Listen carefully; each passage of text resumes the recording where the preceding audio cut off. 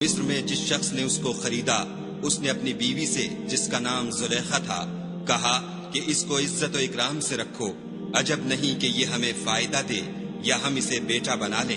اس طرح ہم نے یوسف کو سرزمین مصر میں جگہ دی، اور غرض یہ تھی کہ ہم ان کو خواب کی باتوں کی تعبیر سکھائیں، اور خدا اپنے کام پر غالب ہے لیکن اکثر لوگ نہیں جانتے۔ اور جب وہ اپنی جوانی کو پہنچے تو ہم نے ان کو دانائی اور علم بخشا، اور نیکوکاروں کو ہم اسی طرح بدلہ دیا کرتے ہیں۔ تو جس عورت کے گھر میں وہ رہتے تھے اس نے ان کو اپنی طرف مائل کرنا چاہا اور دروازے بند کر کے کہنے لگی، یوسف جلدی آؤ۔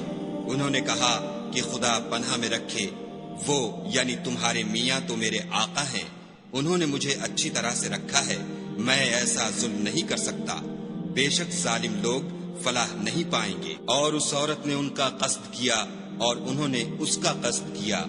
اگر وہ اپنے پروردگار کی نشانی نہ دیکھتے تو جو ہوتا ہوتا، یوں اس لیے کیا گیا کہ ہم ان سے برائی اور بے حیائی کو روک دیں، بے شک وہ ہمارے خالص بندوں میں سے تھے۔ اور دونوں دروازے کی طرف بھاگے، آگے یوسف پیچھے زلیخا، اور عورت نے ان کا کرتا پیچھے سے پکڑ کر جو کھینچا تو پھاڑ ڈالا، اور دونوں کو دروازے کے پاس عورت کا خامند مل گیا۔ تو عورت بولی کہ جو شخص تمہاری بیوی کے ساتھ برا ارادہ کرے اس کی اس کے سوا کیا سزا ہے کہ یا تو قید کیا جائے یا دکھ کا عذاب دیا جائے۔ یوسف نے کہا، اسی نے مجھ کو اپنی طرف مائل کرنا چاہا تھا۔